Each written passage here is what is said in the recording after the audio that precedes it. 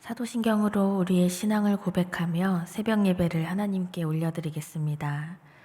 전능하사 천지를 만드신 하나님 아버지를 내가 믿사오며 그 외아들 우리 주 예수 그리스도를 믿사오니 이는 성령으로 잉태하사 동정녀 마리아에게 나시고 본디오 빌라도에게 고난을 받으사 십자가에 못 박혀 죽으시고 장사한 지 사흘 만에 죽은 자 가운데서 다시 살아나시며 하늘에 오르사 전능하신 하나님 우편에 앉아 계시다가 저리로서 산자와 죽은 자를 심판하러 오시리라. 성령을 믿사오며 거룩한 공회와 성도가 서로 교통하는 것과 죄를 사하여 주시는 것과 몸이 다시 사는 것과 영원히 사는 것을 믿사옵나이다. 아멘.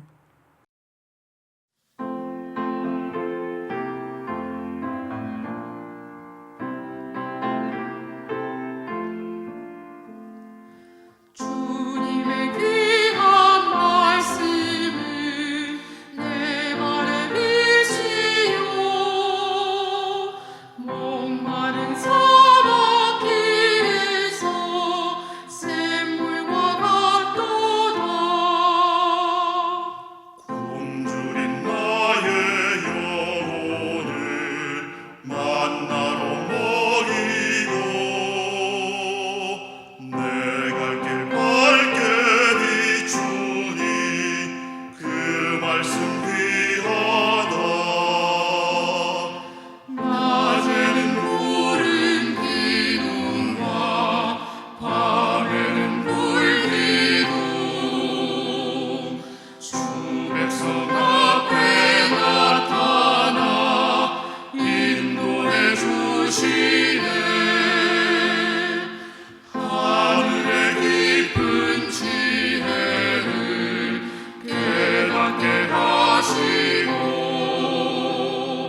주 말씀 밝히 알도록 늘 도와주소서.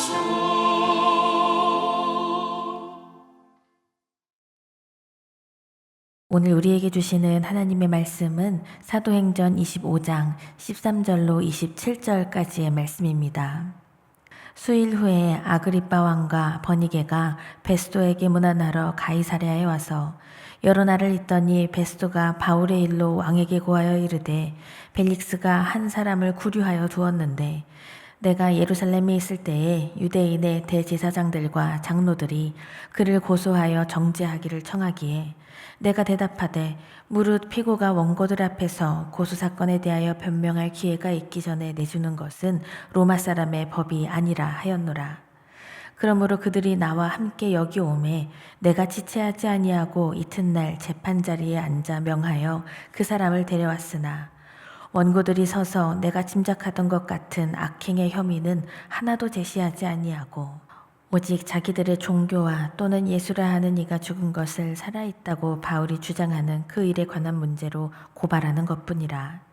내가 이 일에 대하여 어떻게 심리할는지 몰라서 바울에게 묻되 예루살렘에 올라가서 이 일의 신문을 받으려느냐 한즉 바울은 황제의 판결을 받도록 자기를 지켜주기를 호소하므로 내가 그를 가이사에게 보내기까지 지켜두라 명하였노라 하니 아그리빠가 베스도에게 이르되 나도 이 사람의 말을 듣고자 하노라. 베스도가 이르되 내일 들으시리이다 하더라. 이튿날 아그리빠와 버니게가 크게 위험을 갖추고 와서 천부장들과 시중의 높은 사람들과 함께 접견 장소에 들어오고 베스도의 명으로 바울을 데려오니 베스도가 말하되 아그리빠 왕과 여기 같이 있는 여러분이여 당신들이 보는 이 사람은 유대의 모든 무리가 크게 외치되 살려두지 못할 사람이라고 하여 예루살렘에서와 여기에서도 내게 청원하였으나 내가 살피건대 죽일 죄를 범한 일이 없더이다. 그러나 그가 황제에게 상소한 고로 보내기로 결정하였나이다. 그에 대하여 황제께 확실한 사실을 아를 것이 없으므로 신문한 후 상소할 자료가 있을까 하여 당신들 앞 특히 아그리빠 왕 당신 앞에 그를 내세웠나이다. 그 죄목도 밝히지 아니하고 죄수를 보내는 것이 무리한 일인 줄 아나이다 하였더라. 아멘. 사랑의 하나님, 오늘 우리에게 생명 주셔서 이 하루의 첫 시간을 거룩하게 구별하여 하나님께 전부를 올려드리게 하시니 감사를 드립니다. 우리를 사랑하시되 끝까지 사랑하시어 우리가 구원의 은총을 입은 자녀로 살게 하여 주시고 하나님의 자녀가 되는 권세를 주심에 감사를 드립니다. 그 사랑과 은혜 가운데 있는 우리 모두가 복음의 능력을 힘입은 그리스도인으로 온전히 살아갈 수 있도록 성령께서 우리의 삶을 인도하여 주시옵소서. 오늘도 간절한 기도의 제목을 가지고 나온 주의 백성들이 있습니다. 살아계신 하나님께서 오늘도 우리에게 말씀을 부어주시고 하나님의 그 세밀한 음성에 우리가 반응할 수 있도록 온전한 믿음으로 나아갈 수 있도록 우리의 모든 것을 다스려 주시옵소서. 모든 것 주님께 맡기며 예수님의 이름으로 감사하며 기도드립니다. 아멘. 할렐루야. 아멘. 하나님께서 우리를 이 거룩한 예배의 자리에 부르신 줄 믿습니다. 부르심에 순종하여 나온 우리 모든 예배자들을 위해 하나님의 은혜가 충만하게 임하시기를 간절히 축원합니다. 유대 종교 지도자들은 이 사도 바울을 죽이려는 그 목표를 버리지 않고 계속해서 집요하게 굴고 있습니다. 그리고 하나님께서는 이 사도 바울에게 이 로마로 가서 너는 복음을 전파하게 되리라 말씀을 주셨었는데 그는 지금 2년 동안이나 감금 상태에서 인내하고 기다려야만 했습니다. 그 이유는요, 유대의 전 총독인 이 벨릭스가 바울에 대한 판결을 다 내리지 못하고 시간을 끌었기 때문입니다.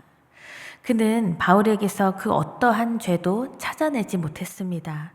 그런데 유대 종교 지도자들의 이 요구를 들어주자니 이 무고한 이 로마 시민권자를 죽여야 하는 그러한 위험한 일을 해야 하는 것이고, 그리고 이 바울을 풀어주자니 이 유대 민족의 이 민심이 다 등 돌릴 것 같아서 두려웠던 것이죠. 눈앞의 권력과 내가 잡을 수 있는 것처럼 보이는 그 명예를 위해서 그리스도와의 그 영원한 사귐을 등 돌려버리는 그러한 인생의 모습입니다. 그런데 벨릭스 총독이 일찍 사망을 하게 돼요. 그리고 그 뒤를 이어서 베스도라는 이 사람이 새롭게 총독이 되었습니다. 베스도는 또 동일하게 이 사도 바울을 신문합니다.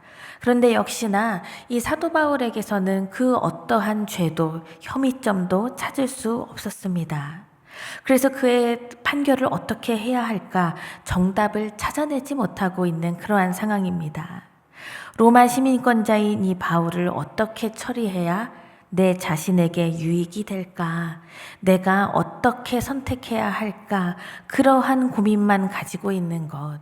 그에게는 그런 가치가 중요했기 때문이지요. 그렇다면 오늘 나의 선택, 그리고 내가 내려야 하는 그러한 고민과 선택은 누구를 위한 것인지, 이것의 중심에 하나님 나라 그리고 하나님의 사랑과 그 은혜가 전제되어 있는지 우리는 날마다 우리의 삶을 되돌아봐야 할 것입니다. 여러분의 결정은 진리 가운데에서 이루어지고 있는지 한번 우리가 생각해 보자는 것이죠. 아니면 내 경험과 세상 가치 위에서 나의 결정이 다 이루어지고는 있지 않은지 말씀 앞에 우리를 비춰보아야 한다는 것입니다. 사도 바울이 복음을 전하는 곳에는요, 핍박이 없었던 곳이 없었습니다. 사탄은 복음을 전하는 일을 방해하기 위해서 끊임없이 우리 가운데에서 움직이고 있습니다. 그러나 사도 바울은 오직 복음, 오직 그리스도 예수, 오직 그 진리를 붙잡고 하나님만 의지하면서 하나님이 늘 하나씩 놓아주시는 그 믿음의 디딤돌을 딛고 나아가고 있는 그러한 모습이죠. 그 믿음의 길을 걸어갈 때 좌로나 우로나 치우치지 아니하고 진리의 길을 끝까지 걸어갈 수 있는 저와 여러분의 삶이 되기를 간절히 축원합니다. 이 베스도의 첫 번째 신문이 끝나고 나서 수일 후에 아그리빠 왕과 그의 여자 형제 버니게가 베스도 총독을 문안하러, 그러니까 그 인사를 하러 이제 가이사랴에 오는 그러한 말씀이 있는데요. 13절을 보시면 수일 후에 아그리빠 왕과 버니게가 베스도에게 문안하러 가이사랴에 와서라고 기록되어 있습니다. 베스토는 새로운 총독이 된 자신을 방문하러 온 이 아그리빠 왕과 버니게에게 사도 바울 이야기를 넌지시 꺼내게 됩니다. 그것이 오늘 말씀의 내용인데요. 말씀에 등장하는 이 아그리빠 왕은 헤롯 아그리빠 2세를 말하는 것입니다. 사도행전 12장에 나오는 그 아그리빠 1세의 아들이기도 하고요. 그리고 마태복음 2장에 나오는 그 헤롯 대왕의 증손자이기도 합니다. 그러니까 이 헤롯 대제 가문의 마지막 통치자가 바로 이 오늘 말씀에 나오는 아그리빠 왕입니다. 이 사람은 유대 혈통을 어느 정도 지니고 있었고 유대교의 열심을 보이기도 했지요. 이 아그리빠 2세는 30대 초반의 나이에 이 유대의 왕으로 임명을 받았습니다. 그리고 그가 통치한 지 한 10년 정도 지났을 때 이 새로운 총독에게 문안 인사를 한번 온 것이죠.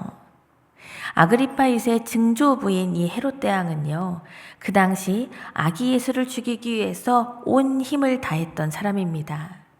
그리고 이 아그리빠 2세의 큰아버지인 헤롯 안티파스는 실제로 예수님의 재판을 맡아서 예수님을 직접 만나기도 했지만 그분이 나의 메시아 되심을, 나의 주님이 되심을 알아보지를 못했죠.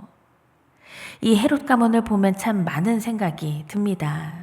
그런데 분명히 우리가 결단할 수 있는 것은 부모의 세대가 우리의 자녀들 다음 세대에게 선한 영향력을 끼칠 수 있도록 우리는 끊임없이 믿음 안에서 노력해야 한다는 것입니다.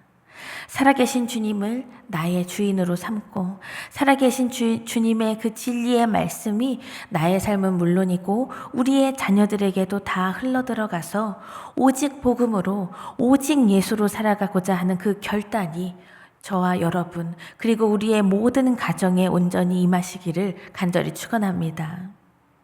베스토는 아그리빠 왕에게 바울의 일을 이렇게 논의를 해요. 18절을 보시면 원고들이 서서 내가 짐작하던 것 같은 악행의 혐의는 하나도 제시하지 아니하고 오직 자기들의 종교와 또는 예수라 하는 이가 죽은 것을 살아있다고 바울이 주장하는 그 일에 관한 문제로 고발하는 것뿐이라. 바울은 죄가 없었고 그리고 그가 끝내 황제에게 상소를 올렸기 때문에 로마에 보낼 수속과 절차를 밟는 동안 감옥에 그대로 이제 갇혀 있다. 이제 바울에 관한 이야기는 그렇게 결론을 맺게 되는데요. 사실 베스토가 자기 스스로 나는 더 이상 지혜롭게 일할 수 있는 능력이 없습니다. 이렇게 고백을 한 것이나 마찬가지가 아닐까 생각이 됩니다. 혐의도 없는 거짓 고발, 그럼에도 본인은 어떻게 심리할지 결정하지 못하겠다는 그 모습이요. 진리의 길을 외면한 삶의 모습이 그려지는 것 같습니다. 아그리빠는 이 바울에 관한 이야기를 다 전해 듣고 나서 직접 바울의 말을 들어보고 싶어졌어요. 그래서 바울에 대한 특별한 청문회가 열리게 됩니다. 그런데 그 자리에 나오는 이 아그리빠와 버니게의 모습이 저는 참 인상적인데요. 23절을 보시면 이튿날 아그리빠와 버니게가 크게 위험을 갖추고 와서 천부장들과 시중의 높은 사람들과 함께 접견 장소에 들어오고 베스토의 명으로 바울을 데려오니 라는 상황입니다. 그들이 크게 위험을 갖추고 들어왔다라고 말하고 있죠. 이 위험이라는 말은 원어로 판타시아스인데 외형적인 과시 이러한 모습을 나타내는 이러한 의미를 갖고 있습니다. 그래서 이 단어에서 이 영어 단어 판타지라는 단어가 유래가 됐어요. 그런데 이 아그리빠와 버니게는 위험을 갖추고 왔다 하면 이 왕이 입는 자주색 예복을 입고 머리에는 금관을 쓰고 위험을 갖추고 이 자리에 들어왔으리라 생각이 됩니다. 그런데 그에 비해서 바울은 어떤 모습이었을까요? 초라한 모습, 남루한 복장으로 그 자리에 홀로 서 있지 않았을까 상상을 해봅니다. 그러나 아그리빠와 버니게의 위험은요, 사실 그들의 삶과는 일치되지 않는 그야말로 판타지와 같다는 것이죠. 왜냐하면 그 당시 그들은 먼저 가족의 관계이면서 나중 가서는 부부처럼 살아간다는 그러한 정황이 밝혀져서 도덕적으로나 종교적으로나 부패했다고 평가받는 그러한 상황이었기 때문입니다. 이 불의한 자라고 그렇게 여길 수가 있겠지요. 이 불의한 자들이 진리로 충만한 인생, 이 바울의 삶을 판단하고 심판할 자격이 있을까요? 결코 없을 것인데 말입니다. 그런데 우리도 마찬가지라고 생각이 돼요. 사실은 우리는 하나님 앞에 설 수조차 없는 인생인데 여전히 우리는 세상 가운데에서 어떻게 하면 크게 위험을 갖추면서 살 수 있을까? 그런 것에만 몰두하면서 우리의 삶을 허비한다면 우리의 인생은 어떤 의미가 있을까요? 예수 그리스도로 인해서 참된 기쁨을 누리고 크신 위엄과 존귀는 다 우리 주 하나님께 올려드릴 수 있는 그 가운데 은혜로 믿음으로 나아가는 우리 모두의 삶이 되기를 간절히 축원합니다.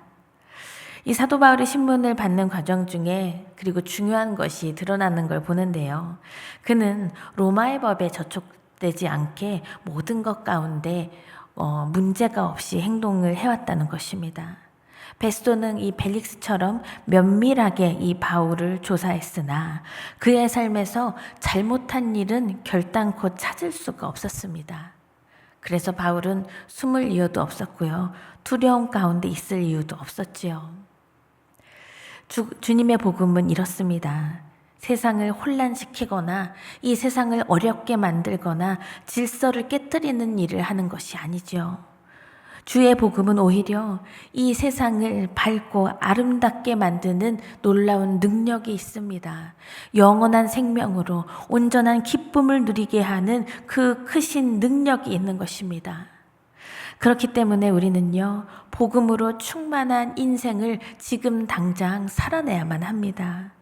일터와 가정에서 그리고 우리가 속한 모든 관계 속에서 예수 그리스도의 부활을 전하는 증인으로 온전히 살 수 있기를 원합니다. 우리 예수님으로 인하여서 복음으로 인하여서 우리 인생이 충분합니다. 나는 그것으로 충만합니다. 이렇게 주님 앞에 고백하며 오히려 우리가 날마다 감사의 고백을 올려드릴 수 있는, 그래서 주님 앞에 흠이 없는 거룩한 백성으로 살아가기에 부족함이 없는 그 은혜를 누리는 여러분과 저의 삶이 되기를 간절히 축원합니다. 다 함께 주기도문 하시며 오늘의 예배를 마치겠습니다. 하늘에 계신 우리 아버지여, 이름이 거룩히 여김을 받으시오며 나라가 임하시오며 뜻이 하늘에서 이루어진 것 같이 땅에서도 이루어지이다.